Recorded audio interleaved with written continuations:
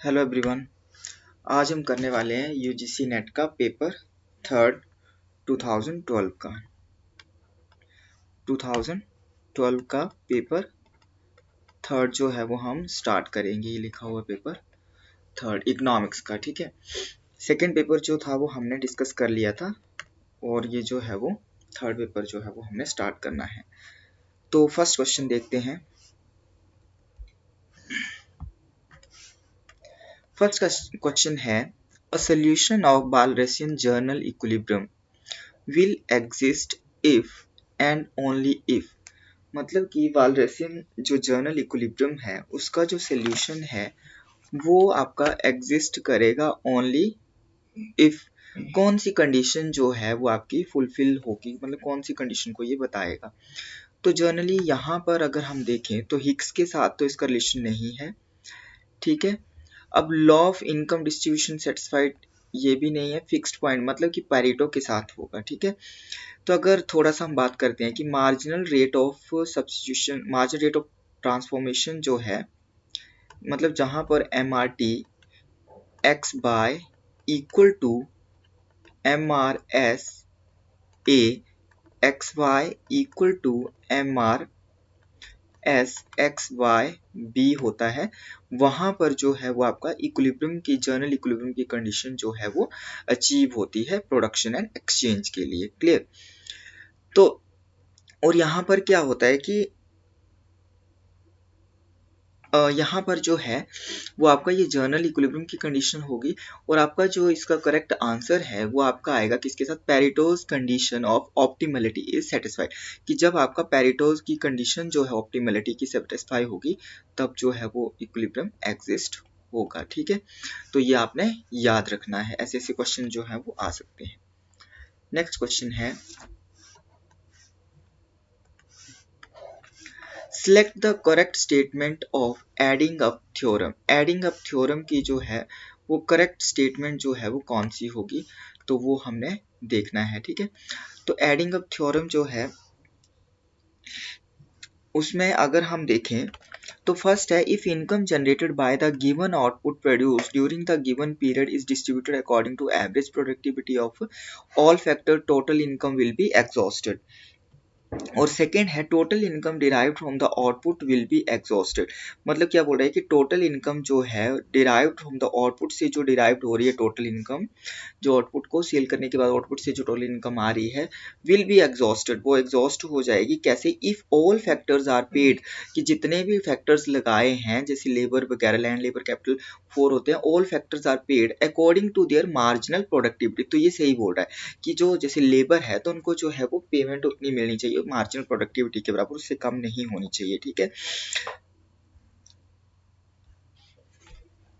तो इसमें जो है वो आपका करेक्ट आंसर होगा बी, ठीक है। और बाकी इसमें output will be exhausted if factor are paid at the same rate तो होगा नहीं, ठीक है। The total income will be exhausted if all factor reward proportional to commodity price, ये भी नहीं होगा। तो इसका जो करेक्ट आंसर है वो आपका है बी वाला। क्लियर। नेक्स्ट क्वेश्चन है, the producer will substitute capital for labour. अब प्रोड्यूसर जो है वो कैपिटल और लेबर को, कैपिटल को जो है वो लेबर के लिए जो है वो कैपिटल फॉर लेबर, लेबर के लिए सब्स्टिट्यूट कर रहा है, ठीक है। टिल कब तक, ही reaches that point of isoquant eight विच, जब तक कि वो आपके आइसोक्वेंट के किस पॉइंट तक नहीं पहुंचता। तो वो हम देखते हैं, the price of good he produce equal wage rate. तो इक्वल वेज रेट ये तो होगा नहीं। Margin rate of technical substitution equal to interest rate तो आएगा ही नहीं, इंटरेस्ट रेट की यहाँ बात नहीं होगी। Margin rate of technical substitution equal marginal revenue, इसको देखते हैं। बट यहाँ बोल रहा है कि आपका पहले तो ये देखो कि आइसोकेंट क्या बताता है। आइसोकेंट जो है वो isoquant shows the different combination of capital and labour. तो ये कैपिटल लेबर के ही कॉम्बिनेशन को जो है वो शो करता है, that give the same level of satisfaction. तो जहां पर कैपिटल लेबर हमें मिलेगा वो आपका करेक्ट आंसर होगा। तो marginal rate of technical substitution equal the ratio of marginal productivity, technical substitution equal to the ratio of marginal productivity of labour and capital. तो यहाँ पर है ये, तो आपका करेक्ट आंसर जो होगा वो कौन सा होगा, डी होगा। क्लियर। नेक्स्ट क्वेश्चन है fourth, match the item from the list 1 with list 2। तो फर्स्ट दिया है कि sale maximisation model, sale maximisation जो मॉडल है वो आपका जो है वो आप जो है वो इसका है सेल मैक्सिमाइजेशन मॉडल जो है वो आपका विलियमसन नहीं सॉरी बोमोल का, यस। तो ये जो है वो आपका किसका है, सेल मैक्सिमाइजेशन मॉडल बोमोल का, ठीक है। और नेक्स्ट अगर हम बात करें तो सेकंड है आपका growth maximization as objective of the firm. अब ग्रोथ मैक्सिमाइजेशन की बात करें तो ये बात करता है कौन, मॉरिस, ठीक है। तो उसका जो है वो मॉरिस होगा। तो आपका 2 1 ऐसे आएगा 2, फिर आपका 1, फिर आपका मैनेजरल जो है वो विलियमसन का है। मैनेजरल यूटिलिटी फंक्शन जो मैक्सिमाइजेशन है वो आपका विलियमसन का है, विलियमसन का 3। और फोर्थ है आपका sale profit and growth maximization. वैसे ये इकट्ठे जो है वो आपका किसी में भी नहीं है, ये जो है वो आपका तीनों का अलग अलग है, ठीक है। सेल मैक्सिमाइजेशन जो है वो वोमल का आ गया, ग्रोथ मैक्सिमाइजेशन जो है वो आपका ग्रोथ जो है वो आपका मॉरिस का आ गया, ठीक है। और जो आपका मैनेजरल यूटिलिटी है वो विलियमसन का आ गया। तो फोर्थ वाले का जो है वो यहाँ पर नन होगा। तो यहाँ 2 1 एंड 3 कहाँ पर है, ये आपका ए वाला जो है वो ऑप्शन सही होगा, 2 1 3 एंड नन। नेक्स्ट क्वेश्चन है match the item in list 1 with item in list 2। तो 1 को जो है वो 2 के साथ यहाँ भी मैच करना है। तो अगर हम फर्स्ट की बात करें तो पहले आता है cardinal utility theory of demand. Cardinal utility theory of demand की बात करें तो ये दिया है आपका जो है वो मार्शल। 2 रिवीड प्रेफरेंस थ्योरी आपको पता है किसकी आती है, ये किसकी है, सैमुअल्सन की है ये, ठीक है। जो आपका रिवीड प्रेफरेंस थ्योरी है। फिर आएगा 2 4 एंड देन आपका इंडिफरेंस कर्व जो है वो हिक्स का है 1। और यूटिलिटी इंडेक्स अंडर अनसर्टेनिटी ये न्यूमन मॉक्सटन का है 2 4 1 3 2 4 1 3। तो इसका आएगा ये सी वाला, ठीक है। तो 2 4 1 3 जो है ये सी वाला इसमें आएगा। रिवील्ड प्रेफरेंस थ्योरी का थोड़ा सा बताता हूँ कि आपका ये किससे रिलेटेड है, स्ट्रॉन्ग ऑर्डरिंग, स्ट्रॉन्ग ऑर्डरिंग से रिलेटेड है ये, ठीक है। कि मतलब यहाँ पर जो है वो कुछ इस तरह से डायग्राम बनता है, ठीक है। अगर यहाँ पर इस कॉम्बिनेशन को जो है वो कंज्यूमर ले रहा है तो इसको वो स्ट्रांगली मतलब ये सुपीरियर कॉम्बिनेशन है एज कम्पेयर टू जो भी inside as compared to other combinations, ठीक है। तो डिटेल से हम इसको कंसेप्ट वाले टॉपिक में डिस्कस करेंगे, बट जो आपका स्ट्रॉन्ग ऑर्डरिंग से रिलेटेड भी ये क्वेश्चन आ सकता है based on strong ordering. Next है arrange the proponents of the marginal productivity theory. Marginal productivity theory जिन्होंने दी है उसके जो प्रोपोनेंट्स उनको जो है वो क्रोनोलॉजी में लगाना है। तो कौन सबसे पहले आया, किस तरह से है। तो ये जो है आपका जो इसका फर्स्ट है आपका जेवी क्लार्क। अगर हम इनको थोड़ा सा ना इसमें आंसर जो है वो मिसमैच कर रहा है, ठीक है। तो यहाँ पर अगर हम देखें तो जेवी क्लार्क जो है 1899, ठीक है। आप देखेंगे कौन सा आएगा, मार्शल जो है, मार्शल जो है वो आपके 1890, ठीक है, एंड अर्ली 20th तक। और 1899 यहाँ 1847 है, ठीक है। यहाँ पर जो है वो आपका इनका बर्थ जो था वो 1847, मतलब अगर इनके हम बर्थ के हिसाब से चलें, ठीक है, देखें तो। और मार्शल का ये तो 90 से लेके 20th सेंचुरी तक इनका पीरियड आया है। बट अगर इनके बर्थ का बात करें तो इनका जो था वो 1842 गिवन है। वालरस का बॉर्न की बात करें तो 1834 है। और जेवेंस जो है वो 1835 है, ठीक है। तो यहाँ पर जो है वो आपका 6 का वैसे जो है वो कीम है, ये आंसर गिवन नहीं है। बट अगर हम इसको देखें तो किस तरह से आएगा, तो ये सबसे पहले जो है वो आपका आएगा 34 है 3, फिर आएगा 4, फिर आएगा 2, फिर आएगा वन, 3421, 3421, 3421, 3421 यहाँ पर है नहीं, तो की में भी यहाँ पर इसमें जो मेंशन नहीं है, ऐसे स्टार करके दिया हुआ है, मतलब कि क्लियर नहीं किया है उन्होंने, ठीक है।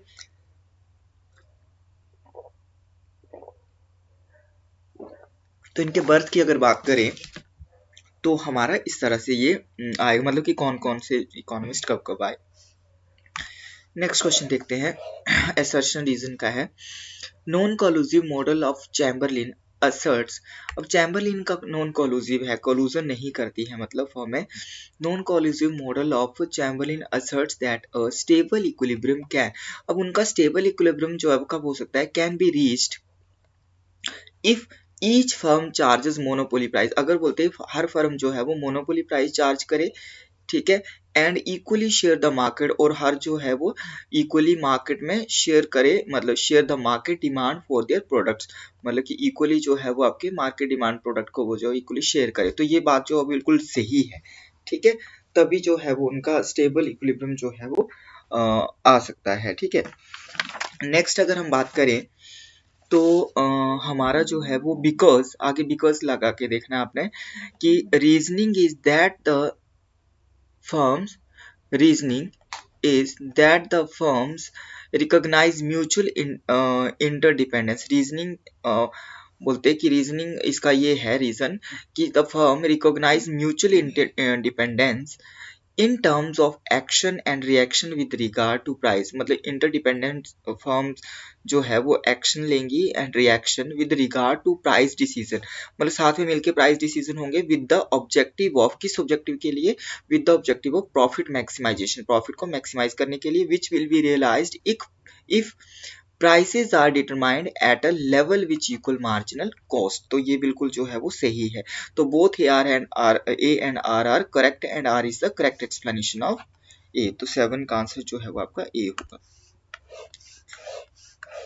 नेक्स्ट है 8, देखो रिवील्ड प्रेफरेंस थ्योरी दोबारा से जो है वो बात हो रही है, the revealed preference approach to the derivation of indifference curve, अब रिवील्ड प्रेफरेंस अप्रोच जो है बोलते हैं उसका डेरिवेशन ऑफ इंडिफरेंस कर्व जो है उसका कौन सा आंसर होगा, तो हम देखते हैं कि assume stability over time of an observed persons taste, ठीक है, ये सही है। Assume that all people have identical taste, सबके आइडेंटिकल टेस्ट कैसे हो सकते हैं, ये तो होगा ही नहीं, ठीक है। Relies on repeated observation of the market behaviour of a single person, तो ये भी जो है वो आपका हो सकता है, तो इसका करेक्ट आंसर जो है होगा वो is correctly describe by both A and C होगा इसका, ठीक है, A and C. Ninth question है, which of the following statement does not hold true in case of the Keynesian economics, Keynesian economics के कंटेक्स्ट में जो है वो कौन सी स्टेटमेंट जो है वो ट्रू नहीं है, तो फर्स्ट बोल रहा है ये कि velocity of money is an unstable function of its determinants, ये सही है, ठीक है। नेक्स्ट है labour is subject to money illusion, money illusion का लेबर, ये भी बिल्कुल सही बोला इन्होंने। Aggregate supply function tend to become flat at level of output, मतलब कि आपका फ्लैट होगा and will well below full employment and to become steeper, जो है फ्लैट इस तरह से, स्टीपर जो है less steeper as full capacity is reached, तो ये जो है वो आपका इसकी भी जो है वो सही बात कर रहा है ये, ठीक है। अगला देखते हैं कि अगला जो है वो क्या बोल रहा है, अगला है आपका aggregate supply schedule is vertical and output and employment are completely supply determined, तो इसका करेक्ट जो होगा वो आपका ये वाला होगा डी, ठीक है। 9 का कि क्या बोला है क्वेश्चन में कि following statement does not hold in case of Keynesian economics, तो ये वेलोसिटी वाला भी सही है, लेबर वाला भी सही है, और aggregate supply function tend to become at flat और बाद में स्टीपर, ये भी सही है, बट आपका जो फोर्थ है वो वाला नहीं आएगा, ठीक है। नेक्स्ट है Tobin's q theory of investment indicates that firms add to their stock of capital when, firms जो हैं वो आपका स्टॉक ऑफ कैपिटल में कब ऐड करेंगी, ये है आपका, देखते हैं फर्स्ट, तो इसमें देखते हैं क्यू जो है इसको कैसे डिफाइन किया है, ये है आपका मार्केट वैल्यू ऑफ कैपिटल और आपका divided by replacement cost of capital है, रिप्लेसमेंट कॉस्ट ऑफ कैपिटल। ठीक है, तो क्यू को जो है वो इस तरह से डिफाइन करेंगे। अब इसमें जो है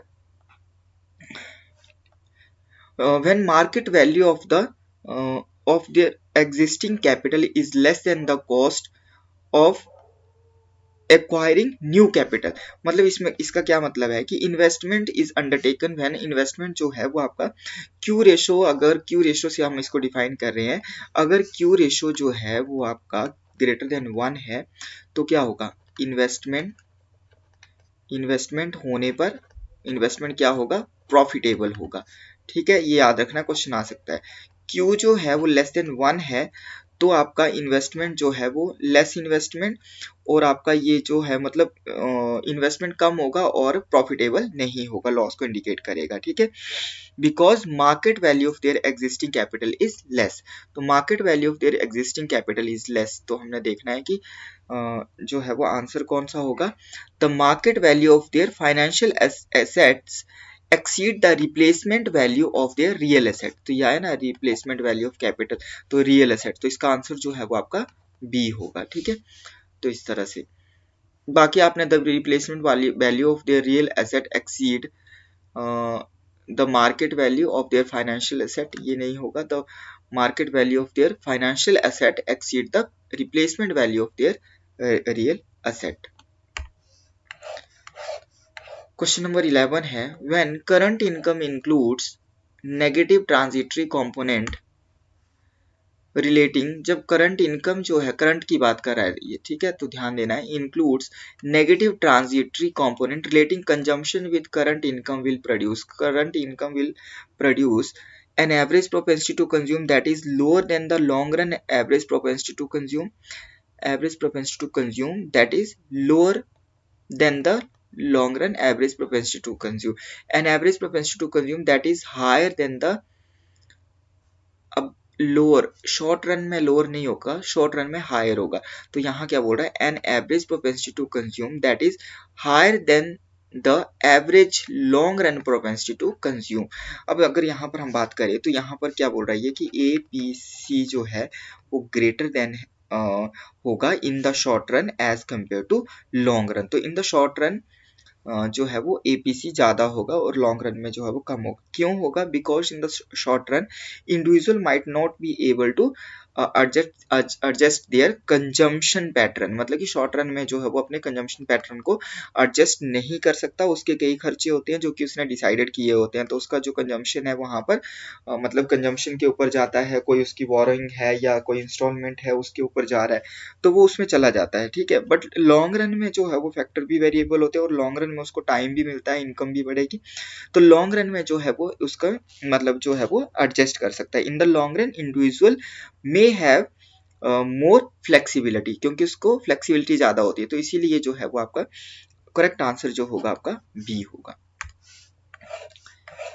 नेक्स्ट है liquidity trap is a situation when, liquidity trap की सिचुएशन जो है वो आपकी कब बनेगी, इस तरह से जो है वो लिक्विडिटी ट्रैप जब इंटरेस्ट रेट जो है वो काफी यहाँ पर कम आ जाता है। ठीक है, तो आपका लिक्विडिटी ट्रैप की जो है, लिक्विडिटी ट्रैप जो है इंटरेस्ट रेट जो होगा वो क्या होगा, इज वेरी लो, जब वो बहुत लो है इंटरेस्ट रेट, एंड पीपल, लोग क्या करते हैं, people prefer to hold cash rather than investing, यहाँ पर लोग जो है वो होल्ड कर रहे हैं मनी को, इन्वेस्ट नहीं कर रहे हैं, अब इन्वेस्ट नहीं कर रहे हैं तो मतलब आगे फ्लो भी रुक जाएगा, तो इस तरह से आपका जो है वो नियर अबाउट जीरो या लो हो जाता है मतलब इंटरेस्ट। ठीक है, तो लो इंटरेस्ट रेट जो है वो आपका मतलब इस कंडीशन में क्या होगा, इंटरेस्ट रेट लो होगा, प्रेफरेंसेस ऑफ लिक्विडिटी होंगी, इसमें होल्ड कैश ज्यादा करेंगे लोग।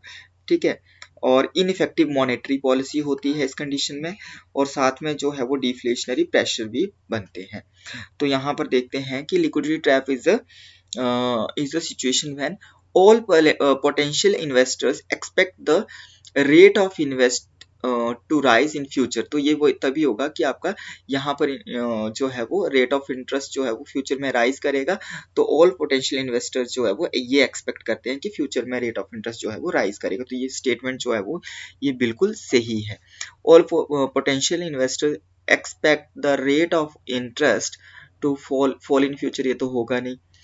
क्रिटिकल रेट ऑफ इंटरेस्ट अब ये भी नहीं होगा, ठीक है। Speculative purpose interest in elastic, ये भी नहीं। तो फर्स्ट वाला जो है वो आपका सही आंसर होगा। नेक्स्ट है question, in Harrod model of economic growth if warranted rate is below the natural rate of growth।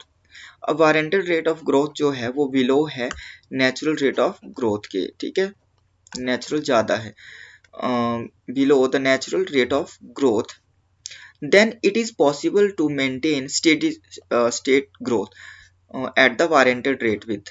तो स्टेडी स्टेट ग्रोथ जो है उसको मेंटेन करना है तो क्या करना होगा, continually increasing unemployment. Continually increasing unemployment है, क्यों बोला है इसमें, इसका जो सही आंसर होगा वो ए होगा, ठीक है। तो पहले तो हम देखते हैं कि आपका जो स्टेट ग्रोथ जो है वो मतलब आपका पोटेंशियल जो आपका तीन actual warranted actual equal to warranted equal to जो है वो नेचुरल होता है, ठीक है। तो आपका जो है आपका ग्रोथ जो है वो मेंटेन मतलब ग्रोथ जो है वो अचीव मेंटेन होगा स्टेडी स्टेट ग्रोथ, ठीक है, इक्विलिब्रियम की कंडीशन। अब यहाँ पर अगर हम बात करें तो तीन चीजें इसमें आती है, एक आता है नेचुरल ग्रोथ, एक आता है एक्चुअल ग्रोथ और एक आता है वारंटेड ग्रोथ, ठीक है। ये जो कंसेप्ट था हैरेड ने ये 1930 में दिया था, ठीक है। और ये dynamic model of economic growth है, याद रखना इसको, कौन सा है, dynamic model of economic growth है, that focus the relationship between saving investment and economic stability, ठीक है। Economic stability saving and investment के ऊपर ये फोकस करता है। फर्स्ट आता है आपका नेचुरल ग्रोथ। नेचुरल ग्रोथ की बात करें तो ये जो है वो आपका consistent with stable full employment के साथ ये रिलेटेड है, ठीक है, consistent with stable full employment. अब नेचुरल में फुल एम्प्लॉयमेंट है और यहाँ पर इन्फ्लेशन डिफ्लेशन का जो है वो नहीं रहता है, ठीक है। एक्चुअल ग्रोथ में क्या होगा, एक्चुअल ग्रोथ में जो है ऑब्जर्व्ड ग्रोथ जो है मतलब एक्चुअल ग्रोथ जो होगी क्या होगी, ये observed growth in the real world, जो भी मतलब रियली हमने ऑब्जर्व की है। और वारंटेड ग्रोथ जो है वो आपका होगा is the rate of investment required to maintain full employment in the economy. मतलब कि फुल एम्प्लॉयमेंट को मेंटेन करने के लिए कितना इन्वेस्टमेंट जो है वो रिक्वायर है इकोनॉमी में। तो यहाँ पर जो है वो इकोनॉमी में रिक्वायर्ड इन्वेस्टमेंट जो है वो कम है और आपका जो है वो नेचुरल बोल रहा है ना, ये नेचुरल ग्रोथ फुल एम्प्लॉयमेंट ज़्यादा है। तो यहाँ पर जो है वो क्या करना होगा फिर, कंटिन्यूअली इंक्रीजिंग अनएम्प्लॉयमेंट, ठीक है। तो ये जो है वो आपका फर्स्ट वाला जो है वो आंसर ठीक होगा। नेक्स्ट है 14th, which of the following is not a feature of the A.W. Phillips inflation unemployment trade off relation. अब ट्रेड ऑफ रिलेशन की बात कर रहा है और फिलिप्स कर्व की बात कर रहा है। तो यहाँ पर अगर हम देखें तो आपका a non linear inverse relationship between unemployment rate and the rate of exchange in wage rate, non linear which of the note बोल रहा है ना, कौन सा नहीं होगा, तो ये सही है, मतलब इस तरह से होगा ना, होता है ना ये, तो ये लीनियर कहाँ आ रहा है, ऐसे करके आता है फिलिप्स का, और लॉन्ग रन में ये वर्टिकल हो जाता है, ठीक है। There is a loop in the, इसको अभी साइड में रखते हैं, the wage inflation unemployment relationship is predictable. तो वेज और आपका इन्फ्लेशन में ये रिलेशनशिप बताता है, ये भी ठीक है। Phillips curve shifts when expected rate of inflation shift, तो ये भी आपका जो है वो सही बता रहा है, बट की में थोड़ा सा इसमें जो है वो गड़बड़ दिया है, but according to this note बोल रहा है, तो आपका आंसर जो है वो ये वाला होगा, ठीक है, बी वाला होना चाहिए। नेक्स्ट है there is loop in the anticlockwise around the Phillips curve, तो एंटी लॉक वाइज जो है उसमें बात नहीं करी है, क्योंकि इसका तो आएगा, डी दिया है ना उसमें, बट इसमें दिया है कि when expected inflation increase the short run Phillips curve also shift upward, तो आपका इन्फ्लेशन से उसका इम्पैक्ट पड़ेगा। नेक्स्ट है आपका 15th question, suppose there is full employment and vertical aggregate supply schedule. Full employment है और वर्टिकल एग्रीगेट सप्लाई शेड्यूल है, an increase in the nominal money supply. अब नॉमिनल की बात कर रहा है, नॉमिनल मतलब करंट, और रियल मतलब बेस। तो यहाँ पर देखते हैं करंट की, तो आपका नॉमिनल के साथ ही हमने देखना है। Reduce the rate of interest and changes the composition of output, तो ये तो होगा नहीं। Cause the proportional increase in real, real भी नहीं होगा। कॉज द रियल जहां पर आ रहा है तो ये भी नहीं होगा। बट क्या क्या बोल रहा है, पहले तो ये देखिए, इसमें ये बोल रहा है कि cause the real money supply to increase which changes composition of output has, ये भी नहीं होगा, इसमें चेंज नहीं होगा। Has no effect on real money, क्योंकि करंट नॉमिनल में बोल रहा है ना, तो ये क्या होगा कि no effect on the real money supply और द कॉम्पोजिशन ऑफ कैपिटल। तो ये वाला आपका सी आंसर होगा कि suppose there is a full employment and vertical aggregate supply schedule है and increase in the nominal, अगर नॉमिनल में इंक्रीज हो रहा है तो no effect on the real में कैसे इफेक्ट होगा ना, ये सारा बोल रहा है कि रियल में होगा। तो आपका सही जो है वो आपका सी आएगा।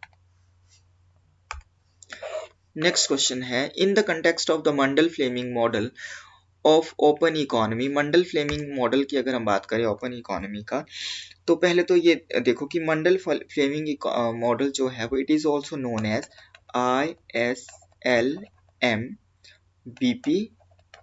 मॉडल। ठीक है, इन्वेस्टमेंट मतलब इन्वेस्टमेंट सेविंग, ठीक है, investment saving liquidity preferences money supply model. ठीक है, तो ये आपका जो है वो मंडल फ्लेमिंग मॉडल जो है वो इसको मतलब इसके ऊपर बेस्ड है। अब इसमें जो है वो आपका अगर हम देखें तो ये क्या बोल रहा है कि open economy consider the following variable shift the IS function, IS function में कब शिफ्ट होगा ये। अब इसमें अगर हम बात करें तो देखो फर्स्ट आता है आपका, अगर यहाँ पर राइज इन एक्सचेंज रेट, ये बोल रहा है अगर एक्सचेंज रेट जो है वो राइज होगा तो क्या होगा,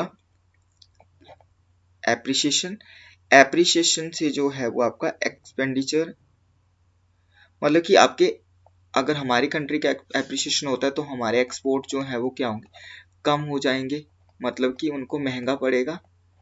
ठीक है, ज़्यादा पैसे देने पड़ेंगे तो एक्सपोर्ट कम, एग्रीगेट डिमांड कम, और एग्रीगेट डिमांड कम तो आपका IS जो है वो शिफ्ट करेगा डाउनवर्ड। ठीक है, तो फर्स्ट के साथ तो ये डाउनवर्ड हो रहा है शिफ्ट। तो IS ये बोल रहा है नीचे कि विच of the following combination of these factor shift the IS function upward. ठीक है, अपवर्ड शिफ्ट करेंगे, तो फर्स्ट वाला तो होगा नहीं। सेकंड है increase in the foreign income, मतलब कि अगर फॉरेन से इनकम आने वाली जो है इनकम अगर बढ़ेगी, ठीक है, इनकम के बढ़ने से एग्रीगेट डिमांड बढ़ेगी, एग्रीगेट डिमांड बढ़ने से IS बढ़ेगा, मतलब कि शिफ्ट होगा। ठीक है, तो ये आपका जो है वो अपवर्ड शिफ्ट होगा। ठीक है, तो यहाँ पर आएगा एक तो टू, ठीक है। थ्री की अगर हम बात करें, इनकम बढ़ेगी तो एग्रीगेट डिमांड मतलब एक्सपेंडिचर बढ़ेगा, एग्रीगेट डिमांड बढ़ेगी और IS जो है वो अबव साइड। थर्ड है अगर आपका टैक्सेस जो है वो क्या बताया इसमें, कट इन टैक्सेस, टैक्सेस कम होंगे तो डिस्पोजेबल इनकम जो है वो बढ़ेगी, डिस्पोजेबल इनकम बढ़ेगी तो एग्रीगेट डिमांड जो है वो भी बढ़ेगी, एग्रीगेट डिमांड बढ़ने से फिर से ये शिफ्ट होगा ऊपर की तरफ। तो ये भी आ रहा है आपका 2 एंड 3 आ रहा है। 4 को देखते हैं, और fall in exchange rate, exchange rate में अगर फॉल हो रहा है या सपोज हमारी करेंसी का जो है वो क्या हो रहा है, डेप्रिसिएशन हो रहा है, एक्सचेंज रेट फॉल अगर हमारा ये डेप्रिसिएशन हो रहा है, डेप्रिसिएशन के साथ अगर देखें तो डेप्रिसिएशन हो रहा है तो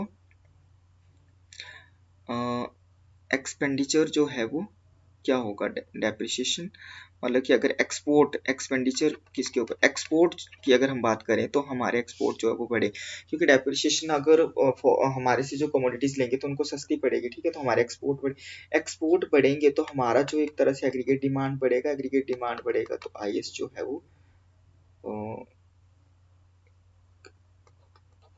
अपवर्ड जो है वो ये शिफ्ट होगा 2 3, तो आपका इसमें आएगा 2 एंड 3। ठीक है, 2 3 और 4 जो है वो आपका 4 डेप्रिसिएशन के साथ ये होगा, ठीक है। फर्स्ट वाला थोड़ा गलत तो नहीं हो गया ना, आईएस जो है वो यहाँ पर शिफ्ट होगा। अगर यहाँ एप्रिसिएशन है तो यहाँ क्या बताया था मैंने, एप्रिसिएशन नेट एक्सपोर्ट कम, एक्सपोर्ट एग्रीगेट डिमांड कम, ये कम होगा, ठीक है। तो फर्स्ट नहीं आएगा आपका जो है वो, ये अपवर्ड शिफ्ट होगा टैक्सेस। तो मतलब यहाँ पर जो है वो आपका 2 3 जो है वो आएगा एंड 4। तो यहाँ ऑप्शन में क्या दिया है, ऑप्शन में जो है वो आपका यहाँ हमारे पास 2 3 बन रहा है, 16 का यहाँ पर वैसे सी दिया है, ठीक है। 1 जो है वो इसको, ये वैसे होना नहीं चाहिए, ठीक है, क्योंकि अगर एप्रिसिएशन डेप्रिसिएशन के कंटेक्स्ट में देखें तो नहीं होगा। नेक्स्ट है आपका since March 2010 how many times and reserve bank of India has increase the repo rate. तो इसका डायरेक्ट देखते हैं, 13 है। Which of the following committee has been set up for the identification of BPL families. तो आपका Tendulkar committee की अगर हम बात करें तो आपका जो तेंदुलकर कमेटी जो है वो आपका पॉवर्टी एस्टिमेशन से रिलेटेड है, 2005, ठीक है। उसके बाद अगर हम बात करें सक्सेना कमेटी की, सक्सेना कमेटी जो है वो आपका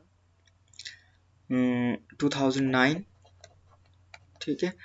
और आपका जो लकड़वाला कमेटी जो है वो आपका है ये 1993। इसने ये दिया था कि कैलोरी क्राइटेरिया जो है वो 21 2400। और ये जो आपका हाशिम कमेटी है ये आपका बीपीएल से ये रिलेटेड आएगा, ठीक है, ठीक है। Identification of BPL in urban areas, ये आपकी आ गई 2012, ठीक है। तो इस तरह से होगा। नेक्स्ट है आपका a major financial inclusion initiative named Swabhiman. Swabhiman जो है वो आपका इसका आएगा February 2011। नेक्स्ट है विच 5-year plan has lead emphasis on faster sustainable and inclusive. तो ये आपका 12 का है और 11 की बात करें तो फास्टर इंक्लूसिव है, ठीक है। Under the revised index of industrial production series 2004-5 base, the number of items covered has increased from 538 to इसका है 682। Which of the following state had the highest per capita। तो उसके अकॉर्डिंग जो है 22, ये इसका दिल्ली था। और नेक्स्ट है आपका, ये आपके अभी के करंट वाले से रिलेट करें पढ़ेंगे हम, जनरली इसके मैं आंसर बता देता हूँ, ठीक है। इसका जो है वो आपका ग्रोथ ऑफ, देखो growth of Indian agriculture has been slow down since the adoption of new economic. तो ये आपका low increase in crop yield भी है, लो और नो पब्लिक इन्वेस्टमेंट भी है, और स्टेगनेंट ग्रीन रेवोल्यूशन टेक्नोलॉजी भी है। मतलब ये तीनों ही आएंगे। रिटेल का इसमें जो है वो रोल नहीं है, retail market price of the agriculture produce. तो इसका जो है वो आपके 3 होंगे, 1 2 3, सी होगा इसका, ठीक है। नेक्स्ट है according to the monetarist money supply constitute. अब मनी सप्लाई की अगर हम बात करें तो इसका C plus G D plus OD plus OD. तो यहाँ पर ये 2 अधूरा है, ये तो आएगा नहीं। यहाँ पर कुछ ज़्यादा ही दे दिया, all kinds of deposit, bank deposit and equity, ये भी नहीं आएगा। यहाँ पर आएगा बी, यहाँ पर आ रहा है currency, demand deposit and time deposit, other को ये कंप्लीट कर रहा है, ठीक है। तो ये था हमारा 25 क्वेश्चन आज हमने किए। नेक्स्ट के जो है वो 25 हम नेक्स्ट क्लास में करेंगे। तो जिन्होंने भी चैनल को सब्सक्राइब नहीं किया है वो कर लेंगे।